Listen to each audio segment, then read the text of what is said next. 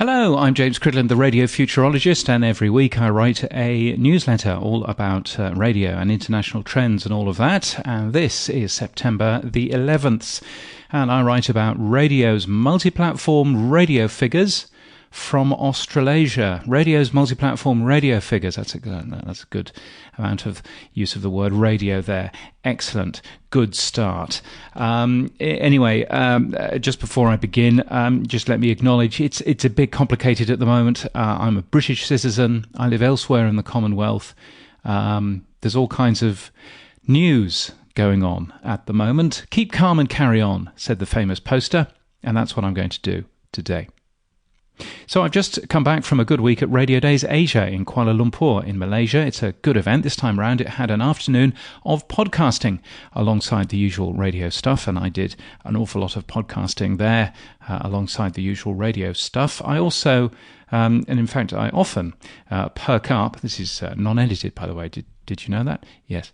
I often perk up when I see numbers being shared, and the event shared an awful lot. So June Pang from radio measurement company GfK shared overall radio consumption from Malaysia, or to be strictly accurate, Peninsular Malaysia.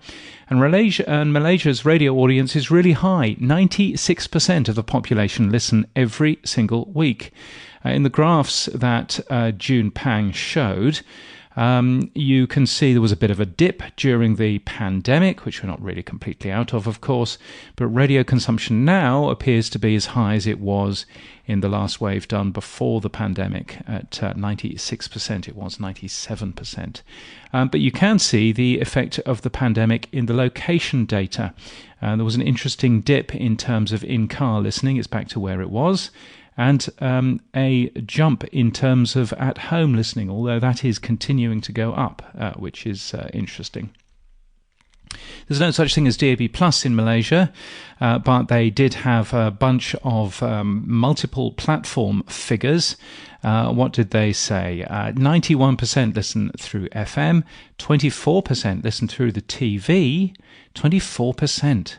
18% listen through their mobile phone, and 5% listen on their computer or tablet.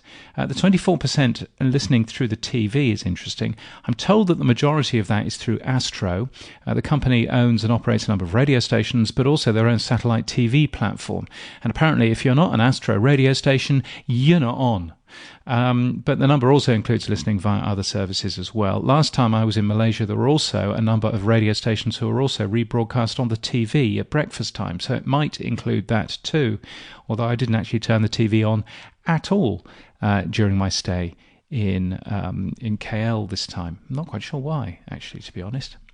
I also felt it was interesting having a look at the time of day listening, and there's very clearly more listening through the day now than there was in the middle of the pandemic. Less listening at breakfast and PM drive, which is kind of quite different to the rest of the world. So that's interesting seeing.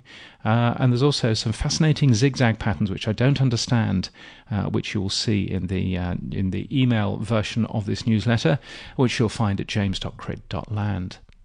I also shared, or rather June Pang also shared, platform listening figures for Australia, which show DAB Plus still being higher than the internet, but internet's quite close in terms of reach. And in New Zealand as well, where digital, which is probably online or via the TV, because there's no DAB Plus there, is quite high in terms of reach as well. All fascinating figures, and it shows that even in non-DAB countries, radio is multi-platform still. Now, here's a thing that you should be at. Podcast Day 24. It's on the 4th of October. There are events in London, New York and Sydney. I'm moderating the one in Sydney, but you get to watch the rest on demand too. I've got a discount code for you if you would like a decent discount to go there. Podcastday24.com is where to buy them, and the discount code is P24 Partner Z1.